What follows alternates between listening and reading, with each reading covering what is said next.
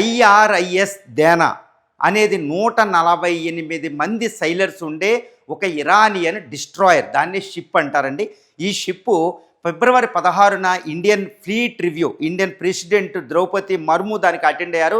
166 దేశాలు, వందలాది షిప్పులు ఇందులో పాల్గొన్నాయి. ఈవెన్ అమెరికన్ షిప్పులు కూడా పాల్గొని ఒకే హోటల్లో వైజాగ్ నుండి ఉండి ఆ షిప్ ఇప్పుడు ఇరాన్ను పయనిస్తుంది.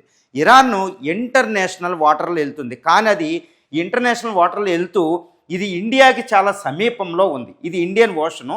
ఇది వైజాగ్ నుంచి ఇలా వెళుతూ ఇది శ్రీలంక, ఇలా ఈ స్ట్రైట్ ద్వారా కూడా వెళ్ళొచ్చు, లేదా ఇలా కూడా వచ్చి ఈ హమ్మన్టోట దగ్గర గాలే అనేది ఉంటుంది.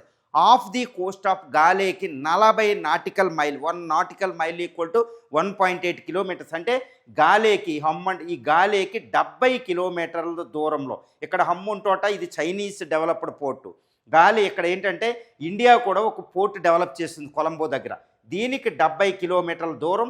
ఇండియన్ టెరిటోరియల్ వాటర్స్ ఇక్కడ దాకా ఉంటాయి. అంటే ఇండియన్ టెరిటోరియల్ వాటర్ పక్కన ఇండియా ఫ్రెండ్లీగా వచ్చిన షిప్ని అమెరికన్ సబ్మెరైన్ చాలా జాగ్రత్తగా చేసింది. ఇది టార్పిడో అంటారు.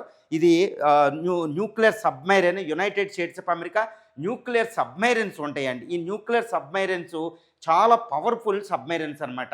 ఇవి ఓహియో క్లాస్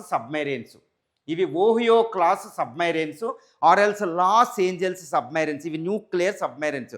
ఇది చాలా జాగ్రత్తగా ఈ న్యూక్లియర్ సబ్మెరైన్స్ దాన్ని ట్రాక్ చేసి పై ఉపరితలానికి వచ్చి టార్పిడో లాంటి బాంబు వేసి ఆ డిస్ట్రాయర్ని పేల్చేసింది.